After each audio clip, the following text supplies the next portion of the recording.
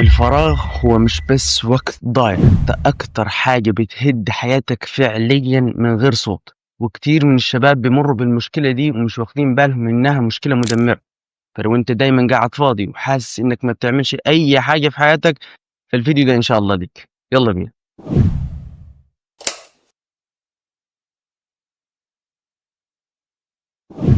السلام عليكم. الفراغ مشكلة خطيرة جدًا، وناس كتير بيستهينوا بيها وبيقللوا من تأثيرها. لمّا يكون عندك وقت كبير مش مستغله، عقلك يبدأ يشتغل ضدك بدل ما يشتغل لمصلحتك.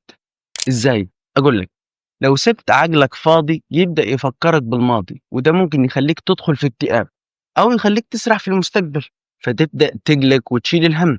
والأسوأ والأخطر من ده كلّه وهي الشهوات، لإن عقلك في فترة الشباب والمراهقة مع الطاقة الكبيرة اللي عندك ممكن يوجّهك للشهوات، زي الإباحية، العادة السرية، والأفكار الوسواسية، ومعها تيجي المقارنات، وتحس إنك تايه وإن حياتك ما لهاش معنى. ومع الأسف ده مجرد جزء من خطورة الفراغ. في حاجات تانية كتير، منها إنه بيفتح الباب للأفكار السلبية.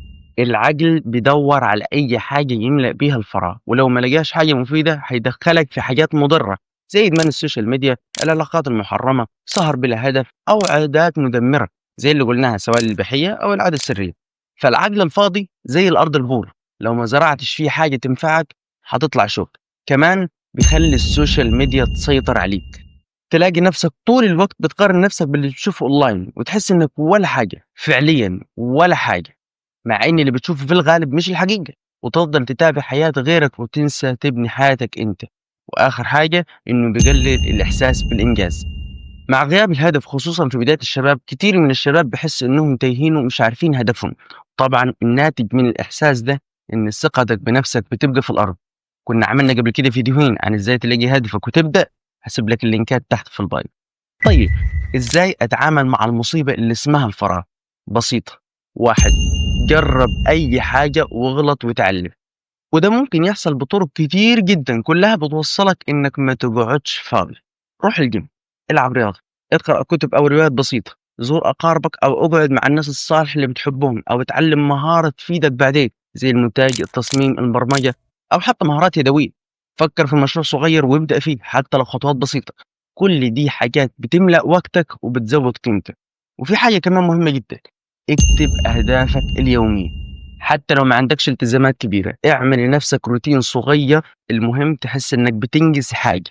وعلى فكرة، عندنا فيديو كامل عن كتابة المهام وتنظيم الوقت، هسيبه لك برضه تحت. في النهاية الفراغ مش مجرد وقت ضايع، نفسك اللي لم تشغلها بالحق شغلتك بالباطل. الفراغ هو باب كبير ممكن يجرك لمشاكل نفسية خطيرة، لكن في نفس الوقت هو فرصة، فرصة إنك تبني نفسك، تكتشف قدراتك، وتبدأ حياة مختلفة.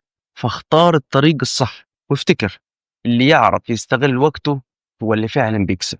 ما تنساش بقى تعمل لايك وتشترك في قناة فاز رجال، اسمنا طالب برايك أو موضوع حابب نتكلم فيه، وابعت الفيديو لأي حد حاسس إنه مستسلم من الفراغ. والأهم ما تنساش تصلي على النبي، ونلقاكم في فيديو جديد وحديث جديد من أحاديث تهمك. السلام عليكم.